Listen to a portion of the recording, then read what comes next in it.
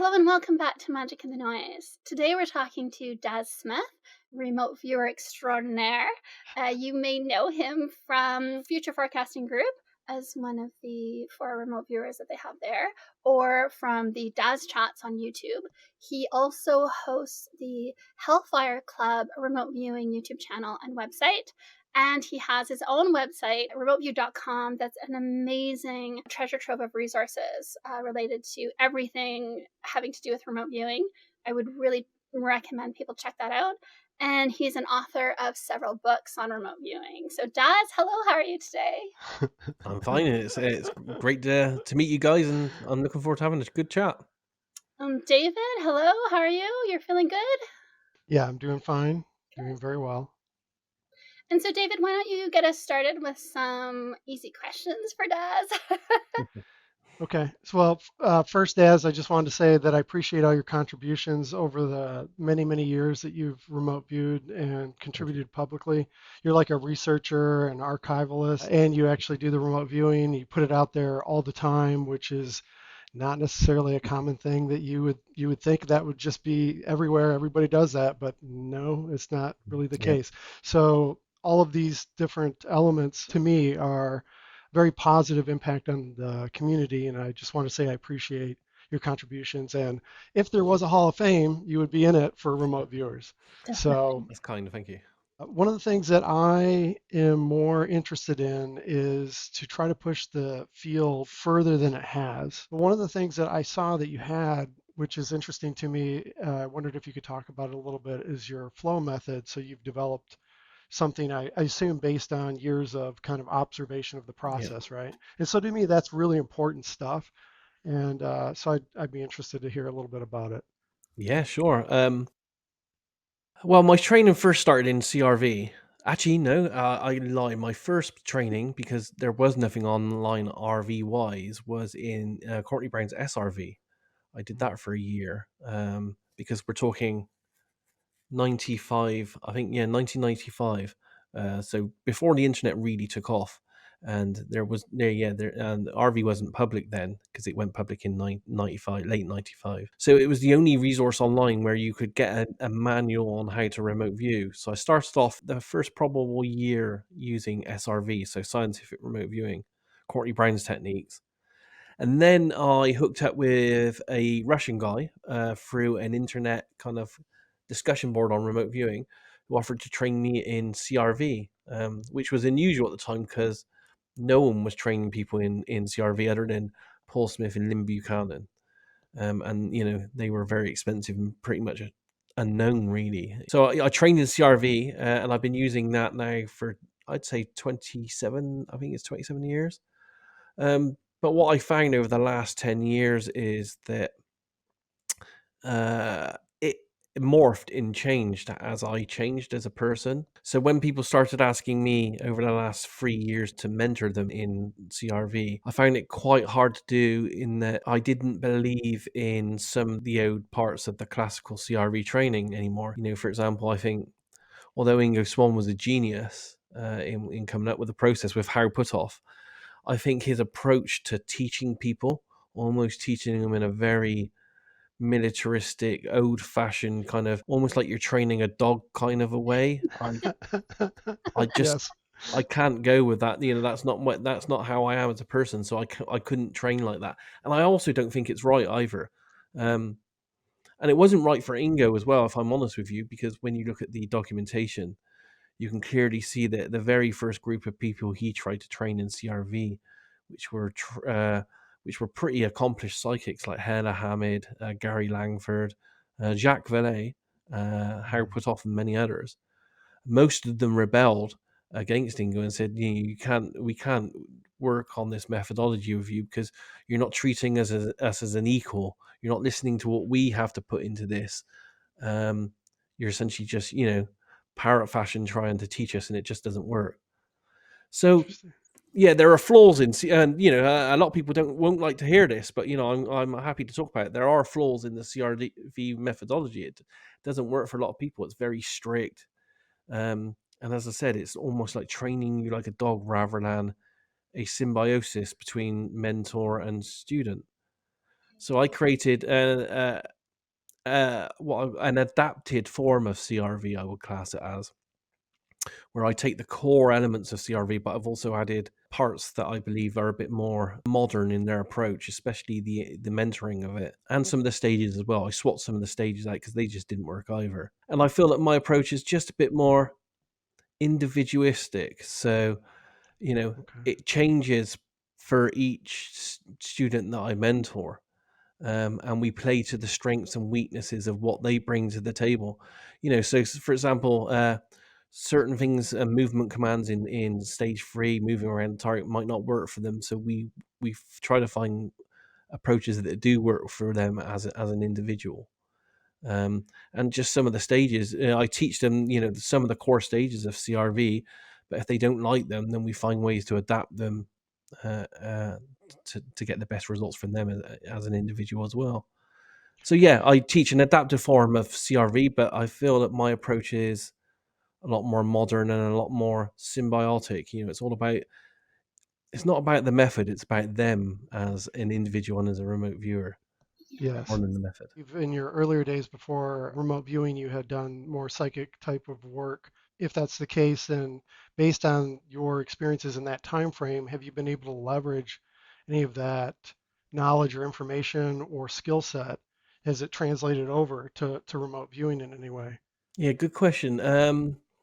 Probably the single most thing that I use is that during my classical psychic training I did for many years from the age of 15 onwards, before I found remote viewing, I was encouraged to keep a psychic kind of diary of all my experiences. Yeah. Um, so what I've incorporated into my flow training is that I ask all my students to do a similar thing, to document every stage of their RV training. And like every Yeah. time they do a target as well and they get feedback, I ask them to, write some notes on how they felt their data went with the feedback, or within this kind of like training manual of their own, this little notebook. So they also have a recorded journey, but not just that. They can record anything in there. Insights that they may have at any point, all that kind of stuff. So I get them to journal their entire learning process alongside the methodology that I train. And when we're training as well, we go through. I think the current class that I'm on is probably on around about their 130th target with me. Wow.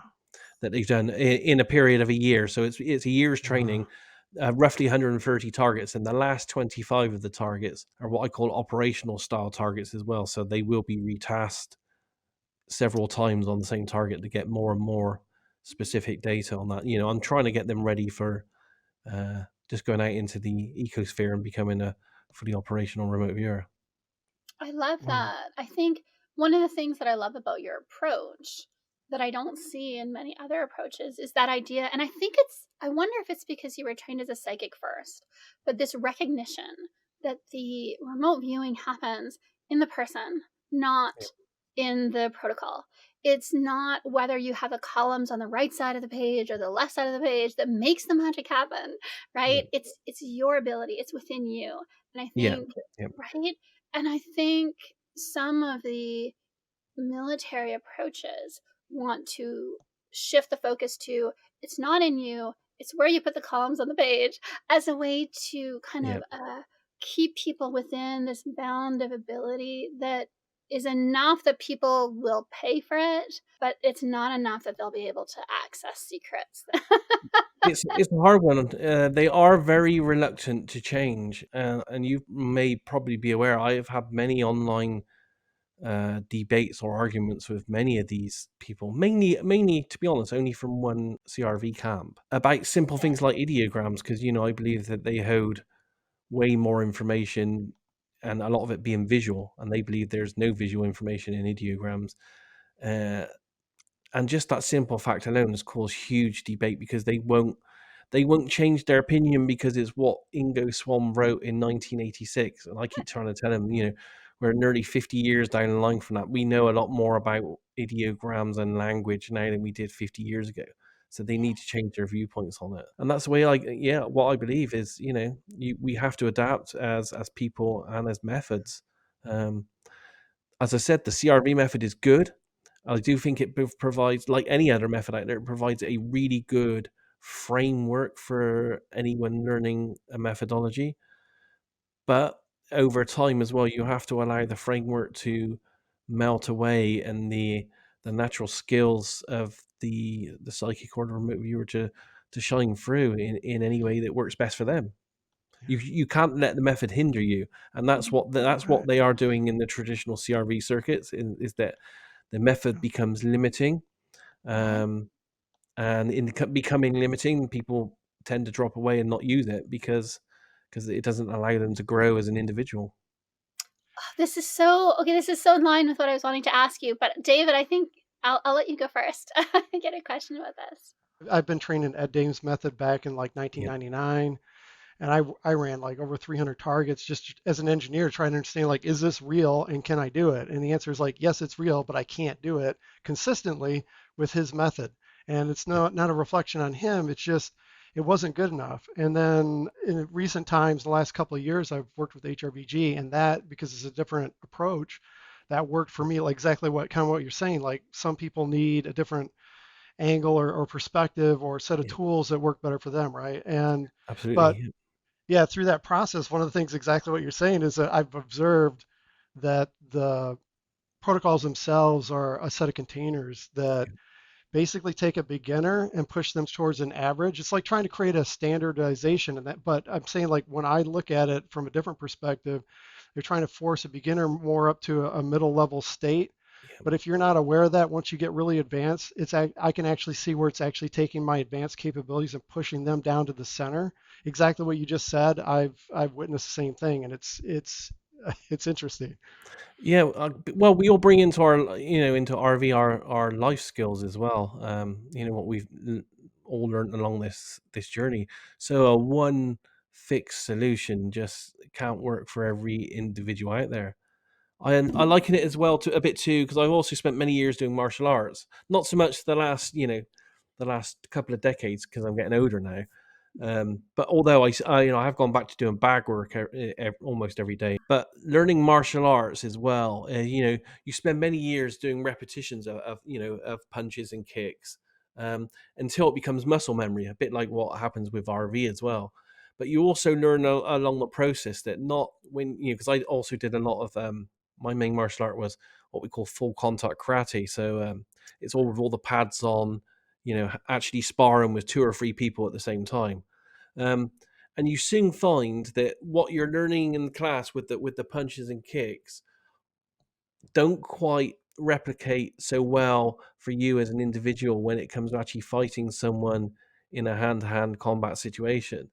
So you have to learn which moves do work for you and use those to your advantage and throw away and don't use the ones that don't work for you. And I think it's the same with remote viewing as well. We're all different and certain punches and kicks will work for us, but certain ones won't.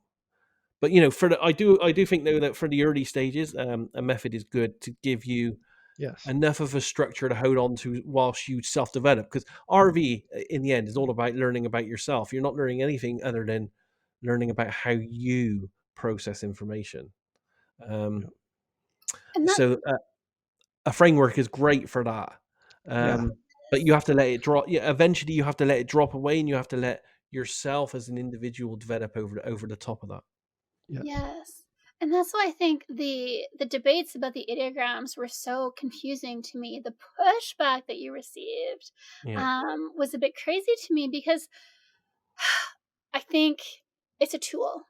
You do the ideogram when you're first learning, you need help to focus yourself, to center yourself, to figure out a process of like, okay, I'm going into the flow. And then at some point, like you said, it becomes what you want it to be. If you yeah, want it to be the performance of the crypto over the next 12 months, then you've demonstrated repeatedly yeah. that that's what it becomes. If you Yes, want it to be the general gestalt of the physical appearance of a target, then that's what it becomes. And I think Don de Cristal has shown that in his work yeah, as well. He's in your Hellfire group. And I think that idea that somehow the ideogram is something and does something that has a function to a certain extent yes, of course, it harkens to the history of sigils. That's a template for the Mhm. ideogram, and that template is built in the system, so the system responds and resonates to that usage.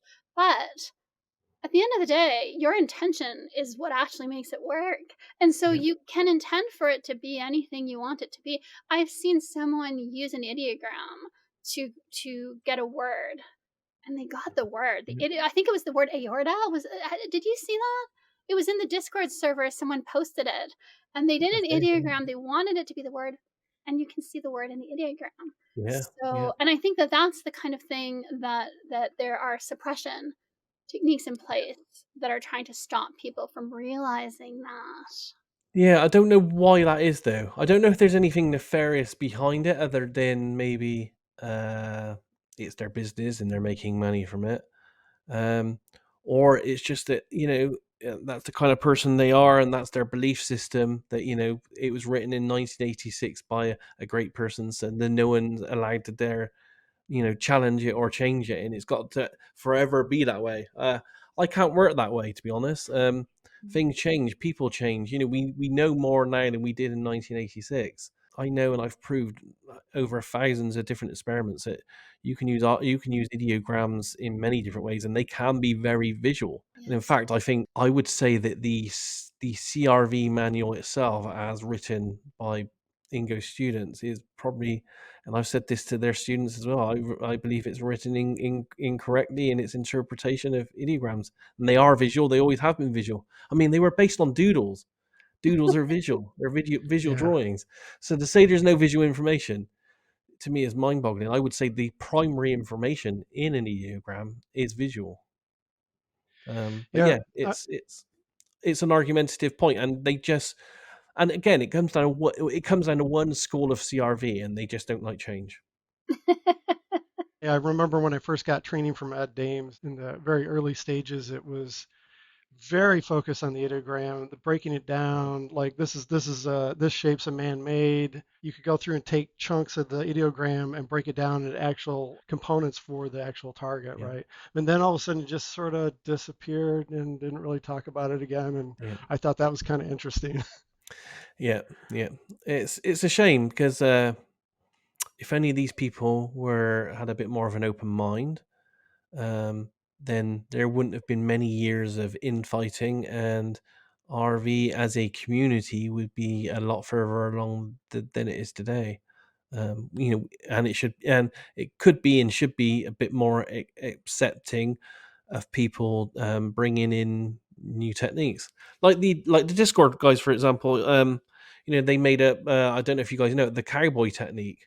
Um, Fantastic idea, and I tried it for the first time several months ago because I thought it was a bit out of my wheelhouse. How I did it tried go? it when I tried it when we met up in London. We did some live things, and I found that it instantly worked for me, and I incorporate it now as an extra stage, kind of in my RV kind of toolbox.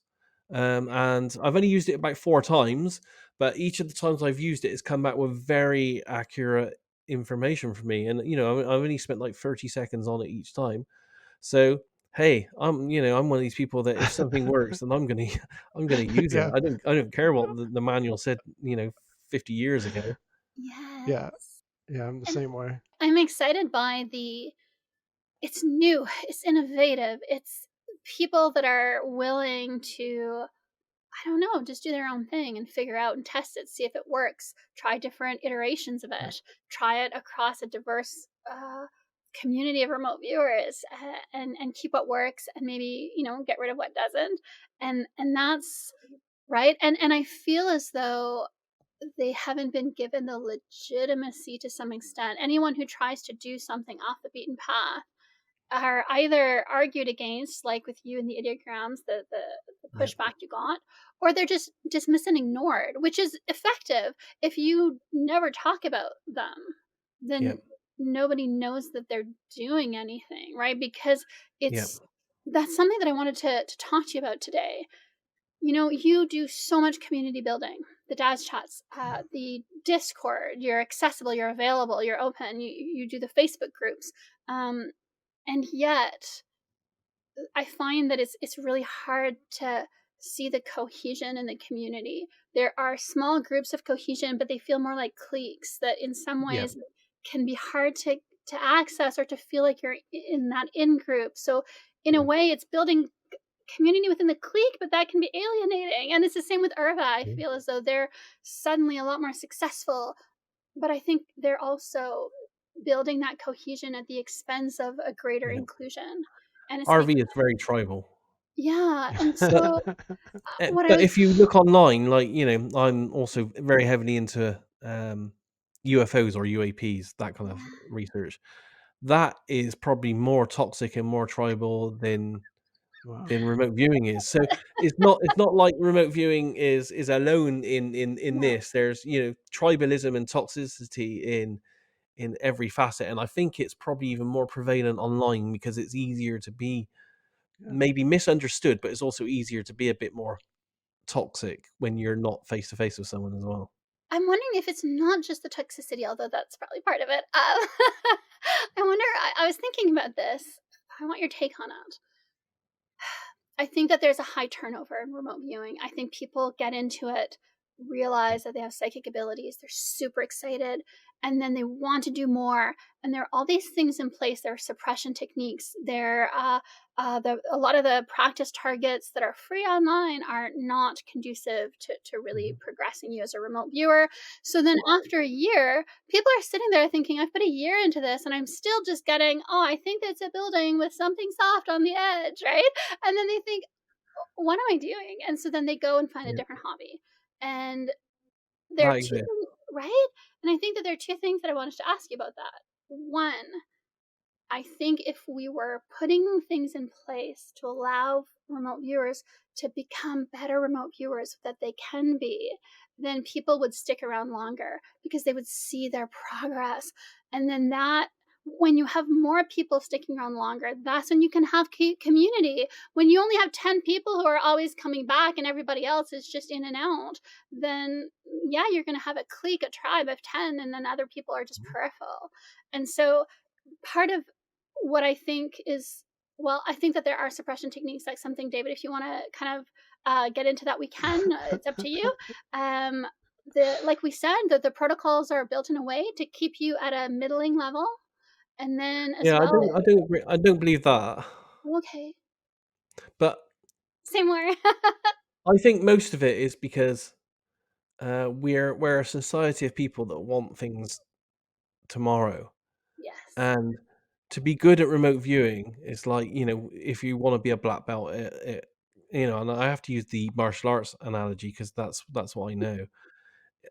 It took me 4+ years to get to black belt level in full contact karate. Um, I would expect no different from remote viewing. It's gonna take you 4 to 10 years to be pretty decent at remote viewing. You're not going to get it in a year. And I don't think the majority of people, a bit like with martial arts, when I started with martial arts, you'd have a class of 50 people start at the beginning. But by the time you get to black belt, there may be you and one other people out of that 50 class that are already there because 4 years is a lot of time. And I think it's the same with remote viewing as well. It's such a time intensive skill to become really good that there is a hugely massive dropout rate because life gets in the way for most people. That's been my experience of it anyway. I'm not sure it's being suppressed in any way, and I would hope that there is community spirit out there to help people develop. I've always tried to encourage that. But I do find myself like I started off my recent class of flow with 11 people. I'm probably going to end up with 5 people. So that's a 50% dropout or 50 or 60% dropout in that one alone. And that's only over a period of a year. How many of those people are still going to be doing it in 4 or 5 years Yeah. time? So Oh, do you think RV is being suppressed? Do you? I know so, but I'll let David answer. Well, I'd be interested to know, because I've spent, all 27 years looking into the history of RV, so I'd like to understand where you think it's been suppressed. Although I do have a theory that I believe Ed Dames was probably out there doing a bit of oh, a job to make RV look a little bit bad in the early days with all his bad predictions. Yes, interesting. And bearing in mind, he was a very highly placed and decorated disinformation intelligence officer as well. Yes. Yeah, and so when one of the things that Ed commonly said was never close your eyes because you'll invite imagination, and his technique did not promote visuals as a strong, like, here's a tool to use where I can help you develop your visual capability. It wasn't there. Mm. And your sensory input for like real life, your actual five senses, your visual is like it's like 80% of your information is coming in through the visual. So to deny that component as something that is used in remote viewing. Like, sure, it's talked about, but it's not taught, it's not fostered, it's not pushed as and developed, right? So Yeah. that to me, and when I go back to him saying that, I'm like, I think that was the propaganda insertion into the community to say, don't really think about trying to look for visuals, guys. That's just focus on this other stuff, right? Yeah. So when I look at that, what I see is stuff that's real subtle, but once you kind of see it and then you start to see the patterns, you're like, oh goodness. Um, You have to bear in mind though, that there's one, if we go back to CRV, um, which was, as I said, I think it was a creative genius idea that Ingo Swann developed, but it is a methodology that was based primarily just on the workings of Ingo Swann and how he was a creative person. It's not like they went out and they tested CRV on 20 other people and then come up with a consensus of what was the best method for those 20. It was primarily just how psychic development or creative process came through Ingo Swann as a person and then put down on paper, which they then tried to teach other people. So I think it's flawed in that way. And maybe Ingo just didn't want the visual process to be part of it. Because you can't have a look at the documentation going back decades and see that they were saying they were very wary about how much the imagination process would taint the signal to noise ratio, that all that kind of stuff. So I'm not sure if it was intentionally hidden from people. I just think it was just a mistake because that's all they had was that one methodology. And that one methodology is unfortunately been the methodology that is built all the other methodologies that people are now moving as copycat ones down through the ages. yeah, it's a valid point. My counter thought to that is that the only other group that I know of who's focused for a long time on visuals heavily is under NDA as training. Yeah. So that is another component that counter argues that a little Is bit. that But the I'm saying, HRVG one we're talking about? yeah. Yeah. So And I'm just saying, like, yeah, that's a very valid point that you made, absolutely. But I know there were other people in the programs besides Ingo, and so it's Yes, because Gary I'm Langford just came up with yeah. a technique as well. Because and again, being totally honest, Ingo's technique, I think is a mark of genius and it works, but I think there are flaws in it. And I'm happy that anyone on the CRV circuit to debate these flaws. I've tried to many times. Um, there are other techniques out there that are just as good. But I'm not sure it was I'm not sure it was intentional. But who knows? The manual itself, because Ingo never left any training materials. You see, so Hmm. the manual that everyone's going by was primarily written by several of his students that got together to try and remember, because they didn't even have the training notes because Ingo kept everything other than a few notes that they stole from Ingo. Um, so yeah, they essentially, what we have is the CRV training manual is essentially what they remember it being told in lesson plans. Although there is the letter from Ingo saying it's a valid document that accurately records what I taught you at the time. you saw my work before I learned HRVG. I Yeah. was not a good remote viewer.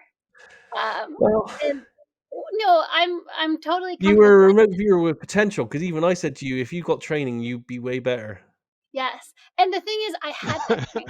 I had training at that point. I had CRV training, and You just didn't get the the right CRV training there.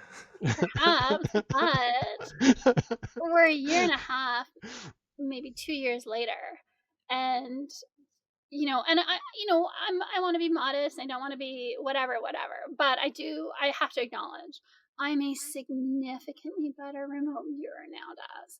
And so But is that the method, or is that the fact that you spent 2 years training?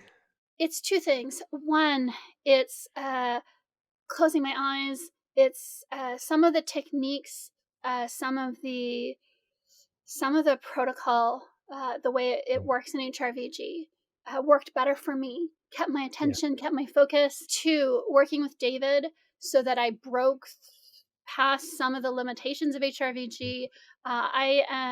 For me, I get concepts through taste. I have a little bit of synesthesia. Some of my brain mhm, wires are crossed. And for some reason, working with David, it's funny. Some of us are just like this. I kind of needed that permission to say, like, okay, well, so then close your eyes, tell me what you taste, give me the yeah, concept, and I'd be like, well, I'm tasting something very conceptual, yeah, something like like I would be coming through with data about the target that was yeah, on yeah, target, that was accurate, that had nothing to do with taste, but that's the modality through which it came. yeah, And yeah, so having that freedom to say, okay, well then do that, right? yeah. And then as You well, needed a teacher that would allow you to be that free. yes, and The also method is and as I said, the method itself shouldn't be limiting to the exactly, individual learning it. If it's limiting to you, then you need to, you know, get a teacher that allows you to adapt or find a new yes, method. and Like, also I don't think HRVG would have worked for me, because I was very, I was trained classically, so everything for me was very spontaneous, very visual, kind of, and all this kind of weird stuff coming in. I was crying out for, after many years of having a spontaneous approach, I was crying out for structure. I wanted to be in control of the entire process rather than the process being in control of me. So CRV was the ideal solution at that time for me. But I can understand how it wouldn't be for everyone. And it's the same with everyone. We're all individuals. We have to find the best approach that works for us. And there are probably parts of HRVG that you'll find, or you have found, that don't quite work for you, and you might have to change them or add oh something yeah, else in its place. I'm now developing my own remote viewing protocol that I think is going to be better than HRVG for people who are like me. And Mm. Yep. but part of it as well, part of my improvement as well, is I was doing 2 to 3 targets a week for a year and a half, and I was doing good targets. I wasn't doing here's a pine tree by a lake, describe the pine tree by the lake. I was actually Mm. doing complex, conceptually dense targets, and I was getting feedback on them within a week or 2 weeks. I was working as part of a group, and Yep. then and to be honest, it wasn't even HRVG that really pushed my improvement. I started working with David Henney, Patrick Flanagan, Mhm. Chris. Am I missing anyone, David? We did this like special five, and we were giving each other really good targets, and we Yep. enjoyed each other's company, and our feedback meetings were fun. And to be honest, that's where I saw the greatest jump in my abilities, Yep. was through Yep. that. And that's why I wanted to talk to you about the targets that are made available to people, and B, uh, working in groups that you enjoy working with, and how that can actually boost your development. Yeah, yeah, absolutely. I mean, groups are one of the best things people can do, is join a group and meet with people, do targets together, um, and just dialogue, really. And the good thing is, most of us learn RV, especially me in the early days, and some of us early guys, is we essentially learned it in isolation, because there was no one else out there. No one was sharing I mean, you guys got it lucky now, because you have all these websites, all these YouTube videos, podcasts. We had none of that. No one was sharing RV sessions. And in fact, you'll find that most of the top um, instructors out on the circuit, CRV, TRV, anyone, you could pick an instructor. Um, Most of them to this day have never shared an RV session, or you can't find any of their work online. Yeah. which to me is very telling in itself. Um, Yeah. so yeah, working in groups, and that that's something I try to encourage through the Facebook group and everything else, is people get together, work on ideas together, work on projects together. It's way easier to learn off people when you're in a group of 5 to 7 and you're seeing how they're doing things, and you can kind of think, oh, that's interesting. Maybe Yeah. I'll give that a go next time when I do something. So yeah, absolutely, groups. And I personally believe although it's been a hindrance as well, I believe that social media over the last 10 years has been a huge benefit to RV. I Yes. did at the London present. I did a presentation in London at a meetup that I organised several weeks ago, and two of the slides in there. One of them was social media has been a huge hindrance to remote viewing because of the toxicity, and then the very next slide was social media also been a huge advantage to remote viewing because of community. Um, so these groups are a good and bad thing. You have to pick the right group and the right people. Yes. Yeah. David, what would you say has maybe most influenced the impressive progress that you've made as a remote viewer in the last couple years? I don't know if I want to talk about myself, but for me personally, it's more associated with internalization and psychic spiritual development. I can leverage components across the field. So something in remote viewing I can leverage in a different area, and something in a different area I can leverage in remote viewing. So I go back and forth. So it's like the competency overall rises across the board essentially. Yeah. But I was going to ask Daz, in terms of remote viewing, is there a particular area that you think has a lot of potential for development, but is not getting attention or people aren't thinking about or talking about? Oh, that's a good question. I don't know off the top of my head. The ARV question plagues me because I don't understand why people drop down to accuracy rates of around about 65%. Mm. Um, you know, and it just bugs me in that I know that for the majority of most of my targets, I can get really good scores, but when it comes to ARV, the accuracy may be up for a while, but then massively drops down to that 55 to 65% ratio, which is incredibly low when it comes to data. So things like that interest me. But yeah, I mean, there's so many areas to be honest. You know, I would say we could very much do with right now, especially with what's happening in the UAP field with disclosure. We could do with a proper program organized with scientists using consciousness to find a pathway to what's happening with the UAPs and non-human intelligence. I think Yeah. that would be a key one. Um, medical. Although it's kind of hard to do because you have to be very careful about medical data and stuff. Medical use of remote viewing would also be good. Maybe even trying to look at breakthroughs for medical techniques. Moving ahead as well, cures for diseases and stuff like that. None of that's being looked at. Um, yeah, both those fields, and just something we still don't know is we still don't know how remote viewing works. We hotly debate this.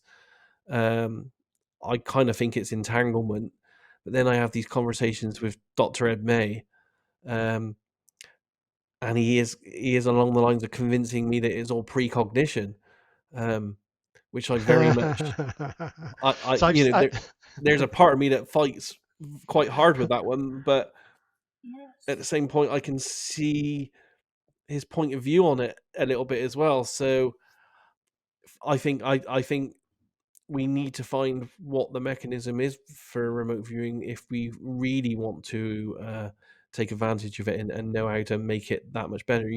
Not knowing what's going on in the process is a bit of a hindrance, I think. Yeah, that's interesting. Just the precog thing I wanted to just mention real quick is that it was something that I observed while doing remote viewing, that some of my noise was actually precognition, and I was Yeah, able to track it. And based on that, I was able to figure out some of the mechanisms of how to take or how to leverage it potentially, yeah. like how to reverse engineer it, and then how do we, use that knowledge essentially. So I just find that interesting that you brought that up. I saw a presentation on something like that in London from one of Ed Dames's students. Oh, interesting. It's been doing some very interesting work in picking up the signals of that kind of information as well. So one of the things, Daz, you were talking about was ARV, and that's something that David and I have been doing some videos about, error correcting protocols. We're releasing a new one tonight or tomorrow morning. David, did you want to talk about that here, or do you want to? I can, yeah. So we put together a video that describes it, but essentially, what I've done is to take. So I do a session, remote viewing session, right? I'm still blind, no feedback, don't know what's going on. I'll go through my session work. I'll isolate data within the session that I look for dissimilar information because I don't know what's noise, what's good, right? So I'm going to grab stuff from all sorts of different categories, hoping that one of those is actually this, the contact, right? Just from a point of logic. Versus like, oh, I'm just going to stick with people. It's like, well, the target really wasn't about people, so that was just a waste of time, right? Yeah. So I'll get a spread attack, people, land, all that kind of, or concepts, whatever, right?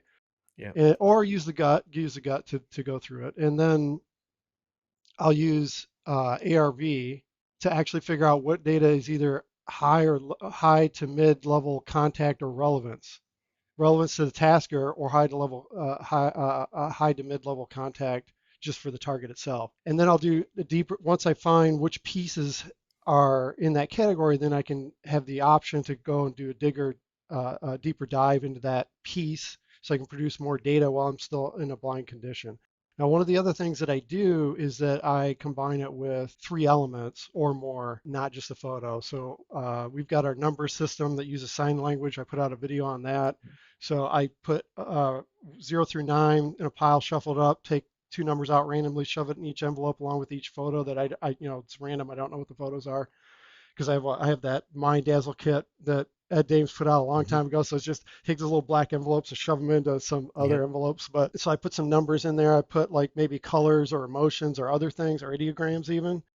And then I'll go through real quick and I'll try to get 2 to 3 or 4 data points against a particular envelope so I have a higher level of confidence. And I've seen that work. Because, like you said, Daz, ARV does seem for a lot of people, they drop down to 65% pretty quickly.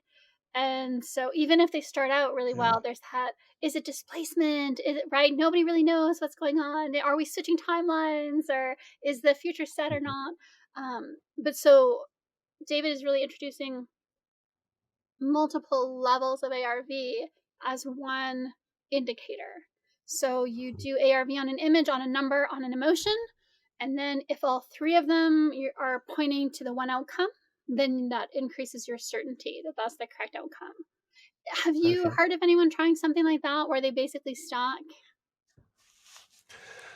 To be honest, I don't know too much about what everyone's doing, especially Marty Rosenblatt's group. They've tried multiple methods over, I think, like a 12-15 year period. And for me, ARV is like something I've fallen into. And I'm only really interested in it because I can't work out why the decrease. Other than that, I'm not really interested, and so I'm probably not the best person to be even running experiments really, because my interest is pretty low, and I'm coming to believe that the interest of the person running the experiment for ARV needs to be pretty high for them to maintain a high result. Yes. Um, because they're pretty boring as well. And if the remote viewer thinks that the work they're working on is a bit boring or a bit throwaway, uh, then they lose accuracy as well. But I did do a couple of studies with when I tried to simplify the ARV process. So I started using ideograms as targets and as the data capture mechanism. That showed great promise in the first experiment. The first experiment, and that was 100% accurate. And then in the second one, it dropped. But I think it dropped in the second one because it went on for like 8 months. And I got to be honest, I got incredibly bored halfway through the process. I was like, I don't really want to carry on doing this. Yes. So I think I massively affected the process. And I have to be honest, I think the viewers, because that was a 50 target trial of ideogram ARVs, I think they got bored as well. It can be pretty boring doing 50 projects in a trial. Yeah. But yeah, I believe there's a lot in ARV, and it's huge potential. I like my ideogram approach because it only takes the remote viewer 30 seconds to do, and it only takes the analyst 10-20 seconds to analyze. It's like, does the ideogram go up or does it go down? It's a simple kind of approach to it. I'm more for simplifying things, but I do believe ARV has huge amounts of future growth. I know Tunde, if you ever get to have a chat with him, maybe get him to do a presentation. He presented in London recently. He's him and his remote viewers are winning, at times serious amounts of money using ARV for sports bettings. Nice. And there are other people out there doing pretty well with ARV as well. Yeah.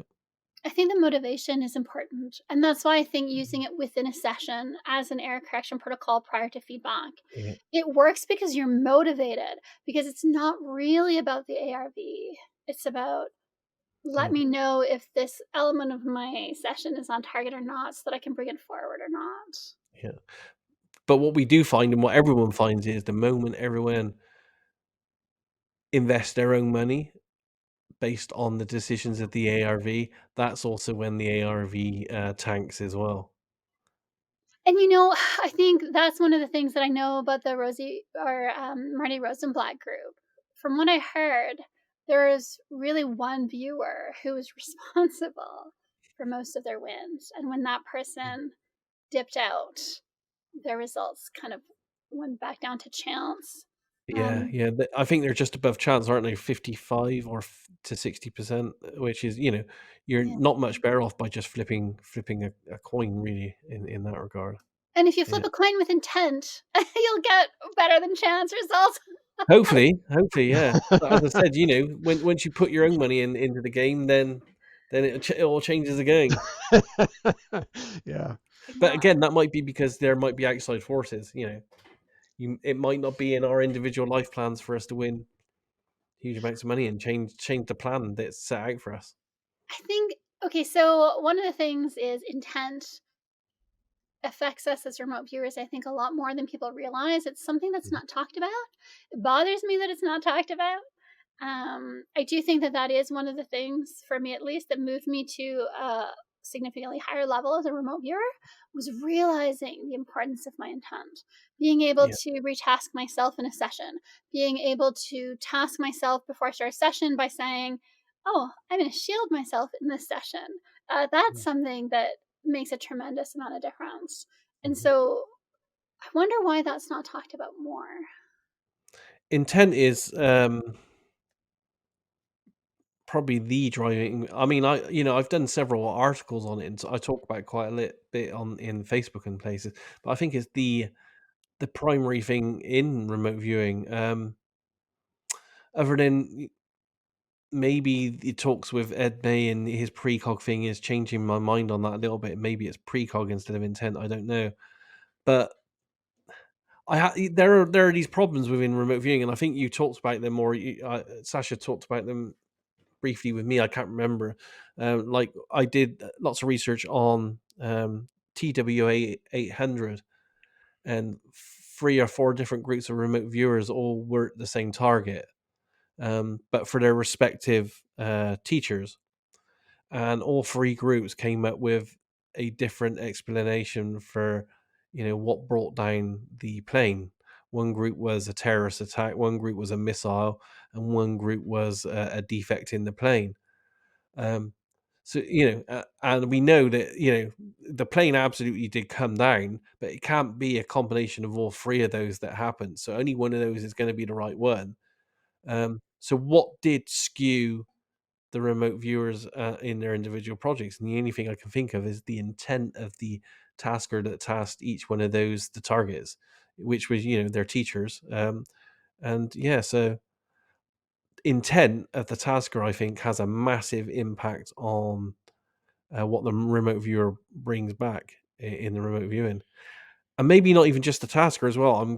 I can't prove this, but anecdotally, I believe that anyone who ever gets involved in the project, maybe even reads the project 10 years in the future, anyone's intent can affect the project at any level of the project.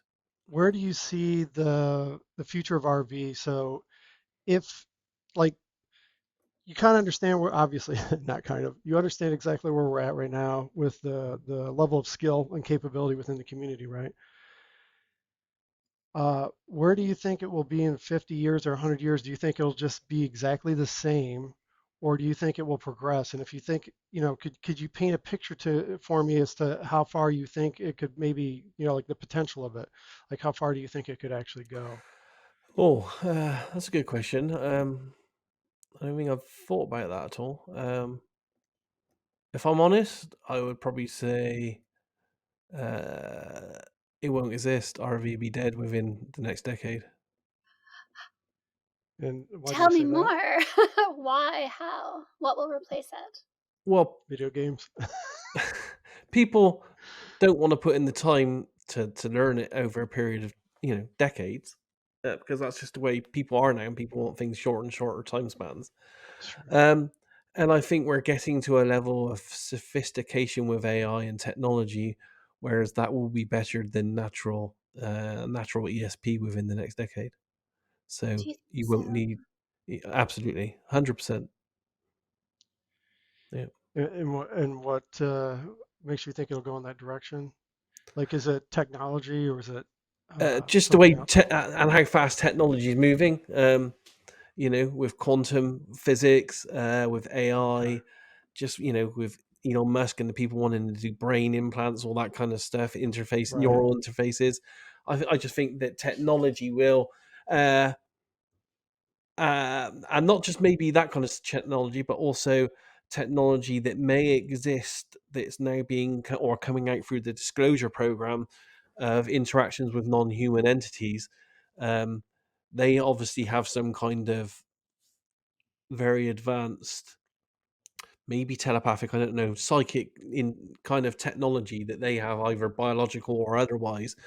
Um, I think that all that's gonna supersede what we have as natural psychics within the next couple of decades.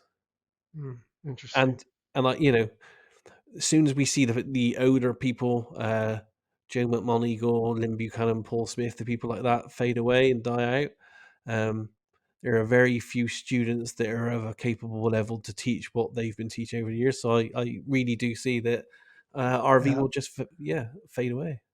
that's exactly an observation I had as well when I was thinking about the future and where it's headed because there's not a lot like you're at that level of replacement of for those figures is what I'm saying, but there's not your peers are pretty thin Yeah, is what I'm saying, yeah, compared because it's like yeah, so it's interesting. yeah. Because we know that Joe McMoneagle's pretty much quit now. He's retired. Lynn's getting very on in his age as well. Paul Smith's not far behind. So that's three of the main people and teachers out there. If they're gone, okay, some of them have a few scatterings of students that are out there teaching as well. But do we trust them? They don't. They've never shown any work. None of it. They've got no credibility behind them. Um, and there's no Yeah. money as well. There's no funding. There's no projects. The RV became public 95. So what's that? 20? Yes, well, it's 30 odd years ago. There's no research. No one's using it under research circumstances. It's pretty stagnant out there. The only people doing RV work are small groups of interesting individuals. But as soon as they fall away, yeah, it's gonna disappear, in my opinion. Yeah. We're trying to move towards doing more of what you're talking about, medical research, that kind of thing. It's one of our aims for Magic in the Noise. Even if we're able to do it at the high enough level that people pay attention and notice, there has to be more of us doing it for it to Yeah, gain that legitimacy at a societal level. Two people doing something really interesting is cool and amazing. But in order to, I don't know, I think get wider acceptance, you need more people to pay attention. And this is something that I wanted to ask you about as well. We were talking about community building, the mm, challenges, but also the yeah, ways, the things that we're finding are helping in that. I look around on YouTube. YouTube is a good way of showing your results in a way that's entertaining yeah, for a remote viewing community, but also outside of the remote, to non-remote viewers, to get them interested in psi. And I see, Future Forecasting Group, I see Hellfire Club, I see some, lone individuals who are doing this. And I look at the numbers, and then I look at Chris Ramsey, who did Area 52. He himself, Chris Ramsey, has this huge YouTube channel, millions and tens of millions, I think, of followers for his magical boxes and puzzles. And then he created a new channel and did videos just on remote viewing. He got, I think, 60,000 views in the first week. It was insane. And so many likes, so much interest. So to me, I look at that and I say, the interest is there. People are interested. And he was able to, it's not just that he's a big YouTuber. He put a video out on a topic that no one cares about. And because he's so big, a lot of people watched 30 seconds and then they were like, whatever, I don't care. No, he got likes, he got comments, he got engagement. And he has all these followers on Patreon one video on his Patreon just took off for this particular topic. And so it tells me the interest is there, but we're not serving those people in a way that is engaging them enough to come back, to invest in terms of keeping their interest alive in our results and what we're doing. How do you feel about that, or what are your insights? I'm just wondering what can we do differently, I guess. Your guess is as good as mine on this. I have no, I have no magic wand, no idea.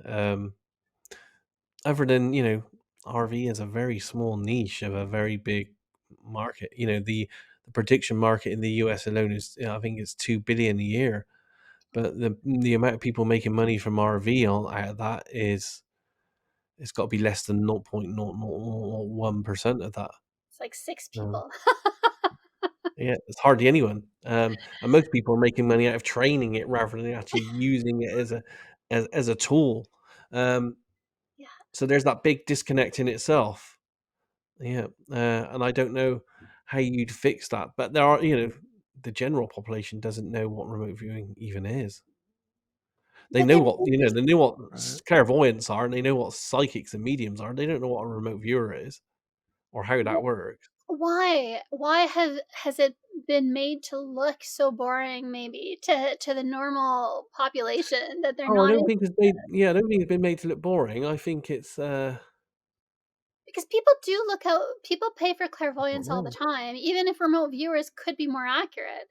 They'll They pay do, the but clairvoyant. clairvoyance been around for hundreds of years, whereas remote viewing's only been around for 30 something. So it's just not been around as long and hasn't as much history, although it has a better scientifically recorded history. I guess that's just not what most people want. And most people want a personal kind of experience as well. Most of my requests I get on a weekly basis, and I get loads through email, is, can you help me out with my life, my future, find my cat, find where I got to move. It's a very personal thing they want. They don't want to know, what's living under area 51 kind of thing. They want that personal interaction with a psychic to tell them the future. And that's hard to do as a remote viewer, and even more hard to do blind in protocols, and it takes a lot of time. I think A clairvoyant, because I've done this myself and I've seen it many times. A clairvoyant will just sit across from you, record it on an audio tape. You got it for 30 minutes, and it's there. It's all done. You don't get that from a remote viewing practice. But I wonder as well if it's because I don't know if this is true or not. I'm just putting it out there for consideration. It's not that I believe it, but is it that the people who tend to gravitate towards remote viewing very generally are looking for something psi related, but they can't buy into the magical woo woo? And some of them, I think, even get into it to disprove it, and then they end up finding out it works and it's real. And so is it that it's the people in the remote viewing community have a tendency to want to pare it down? No woo woo, no magical, no auras, no crystals. Like, this is real, this is science. But the thing is, the vast majority of normal people want more wonder in their lives. They go to a boring job and they work in a cubicle and they go home and they have their mortgage to pay and they live in a square box. They are so fed to fullness with Mhm. rigidity and everything fitting and everything be, you fill out your expense form and then someone approves it by going through it and checking your math and someone else checks that person's math, and right. Whereas I think people go Yeah. to clairvoyance because they're like, I want wonder, I want awe, give me a sense of the magical, because if there is none of that, then it's really hard to get from this day to the next day to Yeah, the next. maybe. And Yeah. remote viewing, for reasons that are clear to me, but I don't necessarily agree with, has somehow wanted to turn its back on all of that and be like, no, we are rigid scientists, engineers, we are rigorous, we have a scientific method, we're doing stats analysis on our results. And that's good. But I think it doesn't have to be done at the expense of those elements of wonder. And I think if we could bring those back in, we might be able to re-engage with people a little bit more, maybe. I don't know. What do you think? Well, remote viewing was born in a lab, and the reason we do everything under protocols is to keep it scientific. Yes. Um, if you want to do the other thing, just do the other thing. You know what I mean? You don't have to do remote viewing. If you want to Yeah. give someone a psychic reading, just give them a psychic reading. Yes. There's many ways to skin a cat, and as I said, remote viewing is very, very niche when it comes to the pool of what people are doing out there. It's only a tiny, tiny part of the puzzle of what makes up the universe. Yeah, so I would say, yeah, if you want the wonderment, if you want to do the other thing, just do the other thing. It doesn't have No, to be I'm not under meaning the in guise of terms of remote the viewing. person delivering. I'm thinking about in terms of the population, in terms of society embracing remote viewing. I wonder if that's been one of the stumbling blocks, is that it's too pared down for them. Maybe, yeah, it might be too dry for them. I don't know. One way to Mm. find out would be for you to take the other approach and see if you can be successful at doing it. I guess. I am afraid I don't have the answers. Yeah. And I'm a little bit selfish as well, is that I'm not really doing anything for anyone else. I'm just doing it. I'm just doing my own thing. I've got Yeah. no plan, no agenda, and I've got nothing to sell.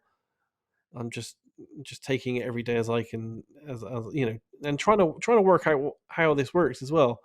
Yeah. Um, yeah, what part remote viewing and consciousness plays in us as individuals, and maybe the next life, if there is a next life, and this non-human thing as well. And I know you've mentioned several times you have feelings that maybe we're hindered or hijacked, all that kind of stuff along the way. There is a very good possibility that famous psychics like Ingo were right in that there are forces out there, forces that do have an interaction with how human race has developed over the eons, that may Yeah. be hindering psychic development because it interferes with their plans. That's what he said, and he proved. Well, not he tried to prove, and he wrote many articles on it.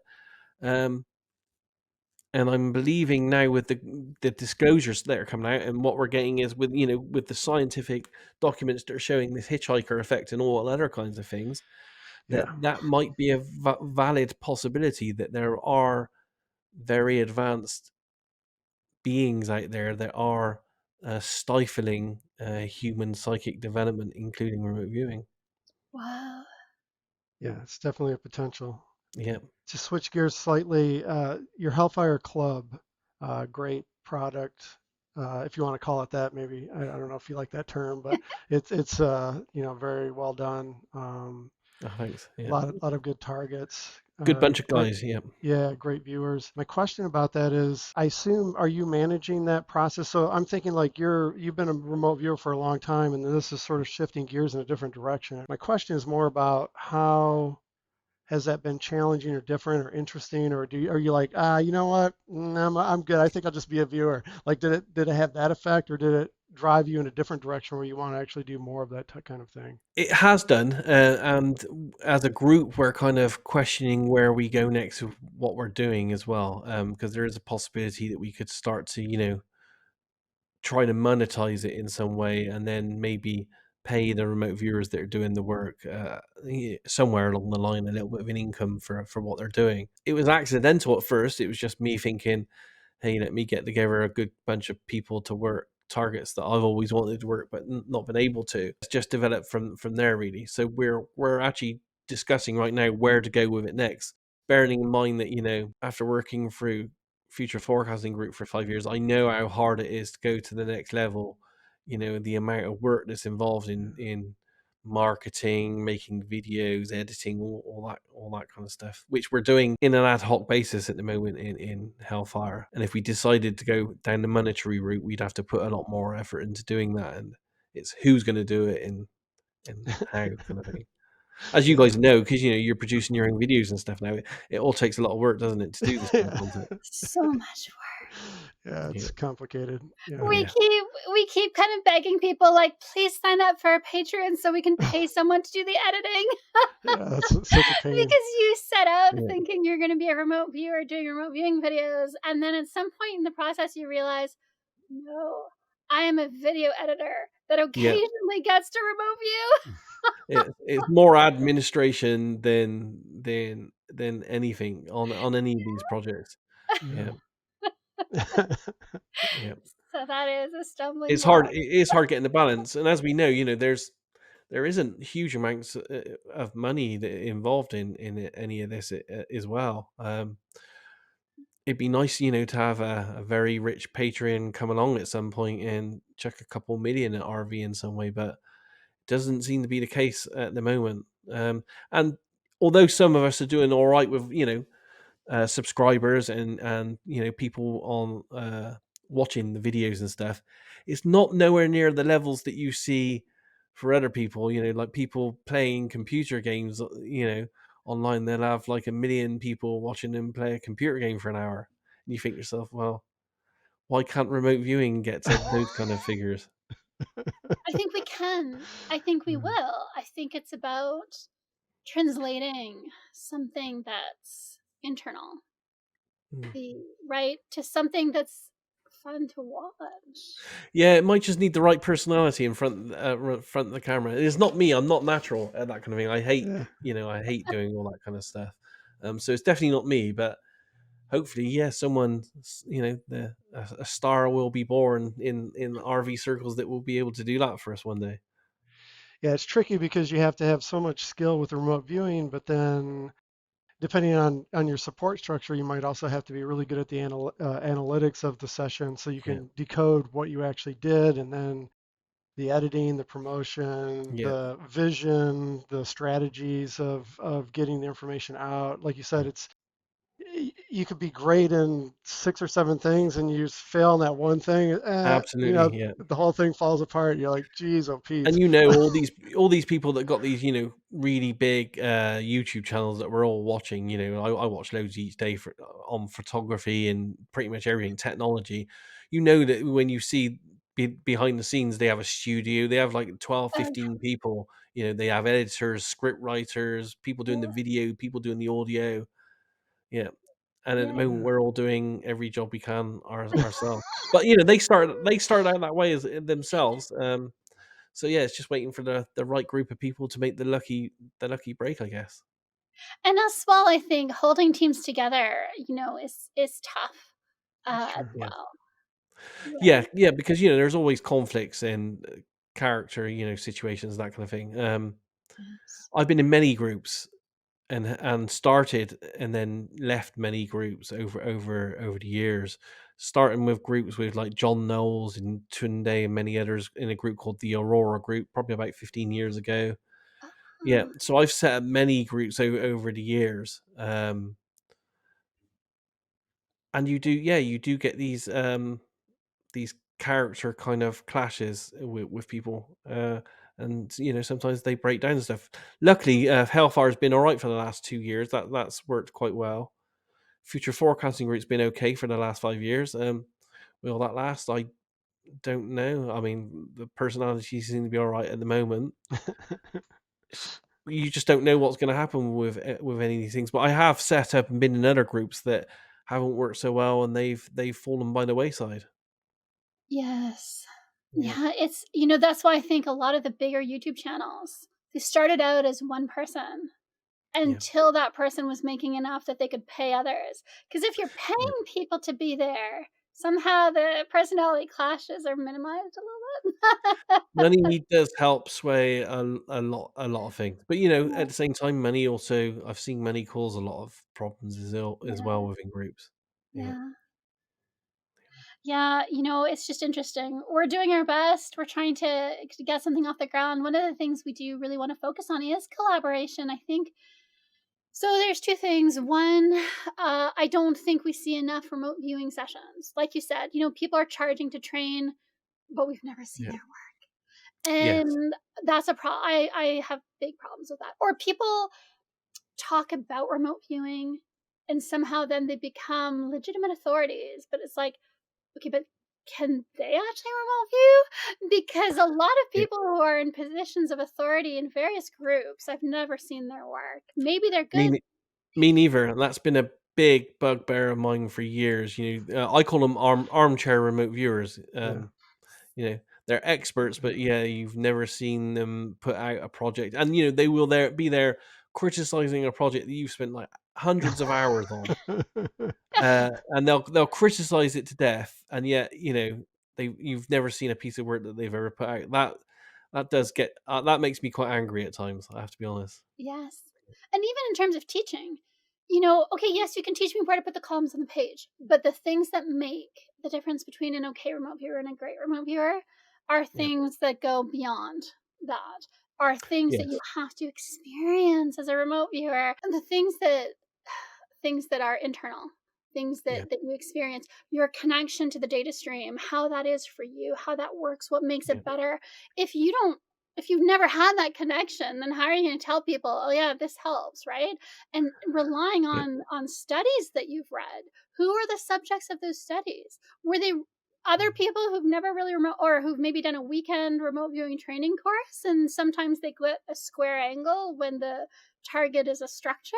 Is that who we're basing all these meta-analyses on? And so then these people that are authorities on remote viewing are basing their opinions on these studies that are based on not good remote viewers. Then Yeah. what is the Mhm. value of their opinion? We're just giving them authority because they've claimed it. Yeah. So I want to push Absolutely. for seeing Yeah. people's sessions. I don't That care if you that hit or miss. I want to see your work. Yeah, that's been a problem within RV, in the 3 decades that I've been involved in it. And that's when you get to hear Dr. Ed May speak as well. That's one of his points. That's why he doesn't get on. I pretty much say this openly. He doesn't really get on with the military remote viewers, with Irva, because Irva essentially was almost like a ground for the military remote viewers to recruit new people just to do training and stuff. It's changed over the last few years. It's become a lot more positive. But again, they're not. And I've been a critic of Irvin myself. I don't think they're doing enough science, and they're not putting out. When have we seen Irva do a project where they've put out all the remote viewing data for people to look at? It's a rarity out there to see, yeah, RV sessions and data and projects in public. And I think, Something we definitely need well, more of. something in order, I think, for that to happen, we have to shift the culture to allow for people to miss and still see them as a good remote viewer. I think Yeah. maybe. Yeah, It's a you have to hard be it is a okay. hard one Yeah. because people do, and you as yourself as a remote viewer, you don't want to miss. No. But you just have to be honest. We all have bad days. Um, but that's why it's good working in a team, because if you're in a team of 5 people, no matter what the team, um, if you have a bad day, then someone else in the team usually picks up the slack so that not everyone's off. And the next month they might have a bad day and you might have a really good one. So Yeah. you just have to be honest like that. Whereas if you're working alone and you're doing projects alone, it's a lot more harder to cover up the bad days. And and we just have to be honest. We are performance artists in the end. It's true. And not everyone has a good performance on any given day. So that would lead me into my next question. I've heard, I've heard certain individuals make a statement that remote viewing essentially is worthless with a single viewer. And I can understand that perspective, Mm. but I'm wondering if you think, even if that is the case today, do you think that uh, it can be approached in a different, the process can be approached in a different way so that a single viewer can essentially be enough? Or do you think it will always be an issue? Um, oh, that's a good question. I think either way, it depends on the remote viewer that you're picking. You know, someone like myself that has a huge, trackable multi-year record that you can like see an accuracy of. I think you can put a lot more stead in what they do as as their next target for you as a client, Right. based on a big trackable record. People like Ed May and Joe McMonagle will actually say, and I think they said it many times. I think I got it in one of my books as well, Remote Viewing Dialogues. But they've said many times that it doesn't matter how many remote viewers you have working a target. If you have 5 of them and you go with the consensus of 4, that still may be wrong, and the one that's the outlier may be the one that gets the actual real data. So even if you do use a team, it doesn't mean that you're actually going to get the target right, because it depends on all kinds of things like we discussed, like the intent. Because I've seen him work for projects where the terrible target's been picked in the first place, but the intent of the person picking the target is just so out in left field that no one would have been able to get the target, because they don't even know what they wanted is feedback themselves. Right. But so if they didn't know Right. what they wanted, then how are you meant to provide it as a remote viewer based on some kind of psychic connection linking into them? Right. I understand 100% what you're Yeah. saying.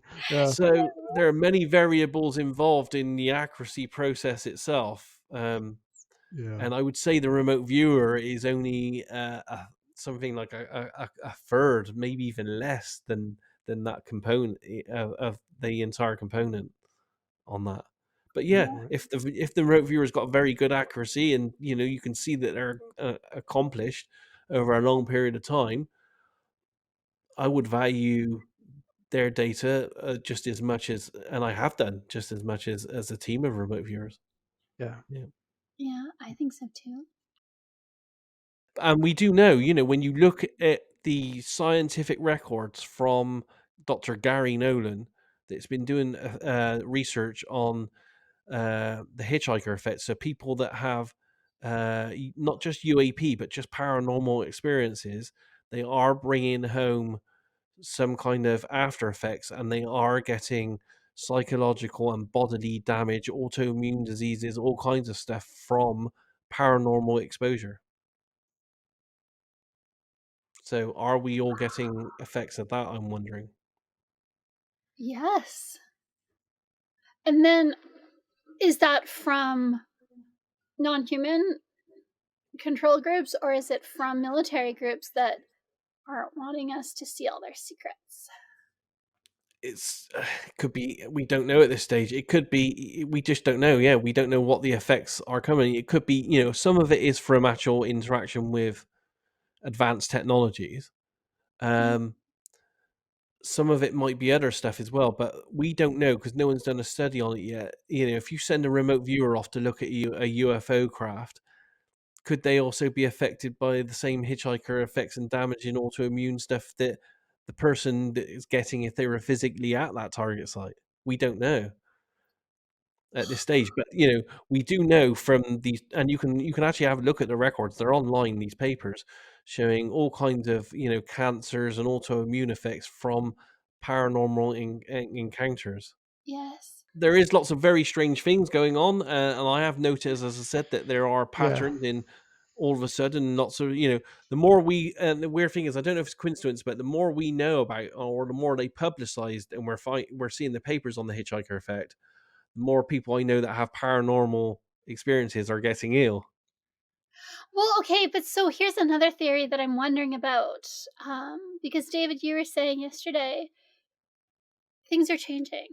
Right. And I think it's evident to some people. It looks like, maybe the veil is thinning a little bit.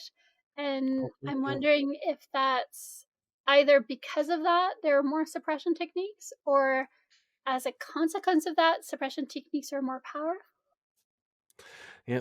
Again, it's a multifaceted situation because we know that people are getting these effects from paranormal experiences, Yes. but we also know that from people that have investigated uh, non-humans, and not just Ingo Swann, but Pat Price did extensive work on this himself. That they are using they do use suppression techniques on humans to stop us being as intuitive and psychic as we our skills allow us to be, because they want to be in control of us. You haven't seen the stuff yet, but myself, John Knowles, and Russell Pickering, we managed to get hold of I think it's a 67 or an 87 page series of remote viewing sessions that Pat Price did in 1973 Wow. that he gave to How Put Off. And How Put Off and three other people are the only people that have this remote viewing session. And they've kept it secret for 50 years. We might release it soon. And it's essentially Pat Price setting himself against the alien situation and what they're doing, how they've infiltrated every facet of human society, all the bases, all the uh, all the devices they use to track psychics that infiltrate their bases, all kinds of stuff like this that he actually detailed in remote viewing sessions in this 60 odd pages. I think 60 odd or Wow. 80 odd pages we got in the 70s that Harry Putoff and the others have kept secret all these years. Wow. But yeah, just to let you know that it's not Ingo that also saw this. It independently, and even before Ingo, Pat Price detailed all this kind of very strange stuff about how these non-human intelligences are essentially trying to imprison us in some way. Very interesting. And it's something I'm not worrying about. It's something I'm gestating over in my mind this last few months, especially with the work we're doing with Hellfire. Is how far are we pushing the envelope, and am I putting everyone in danger? Bearing in mind that we now have this documents, coming from top scientists that show that people that experience UAPs and paranormal events are possibly getting, damage and hitchhiker effects. Are we also doing the same as remote viewers? So it's something I am seriously, thinking about as a possibility. Interesting. And I think all of us as remote viewers ought to think about that as a possibility as well. What we might be exposing ourselves to when we do these targets. Shielding is a topic that isn't well covered in most of the remote viewing training courses that I know of. And it does seem to make, well, it does, I know for me it makes a difference.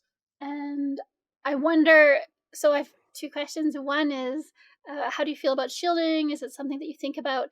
And then two, if you do, I feel that we're at the point where there's so much going on, so much nonsense, that maybe we need to start thinking about, do we shield as a group, as a community? Does that even make sense to have, I don't know, warrior defenders that help, that focus their intent, that we start shielding as a community? Will that weaken us? Will that, I don't know, is it worth, do we have the ability to work together in that way to get Yeah, that done?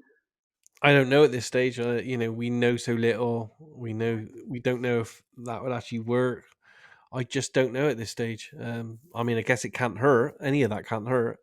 It has the possibility that the intent and intention behind it might be enough to help. But if we don't know if there is actually something properly physical going on, or are there non-human entities or anything else that might actually have the power to do something else to supersede it. I mean, I would say possibly, because when Ingo claimed he saw telepaths on the moon, he said there was half of them that were there for defensive reasons, and half of them were there for offensive reasons. And no one's ever talked about that other than in some of the Ingo Swan articles that he wrote after it. But I can see how they want to chuck people out from not investigating what they're doing on the moon. But what the heck were the offensive ones doing?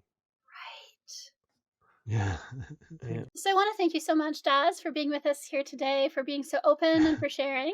This was fantastic. I learned a lot, and I hope it was fun for you too. Yeah, it's been fun. Yep. And hopefully you'll come back. Yeah, Yeah, thank you, sure. Daz. Anytime. Yeah, just ask. Yeah. Appreciate it. Bye. Bye.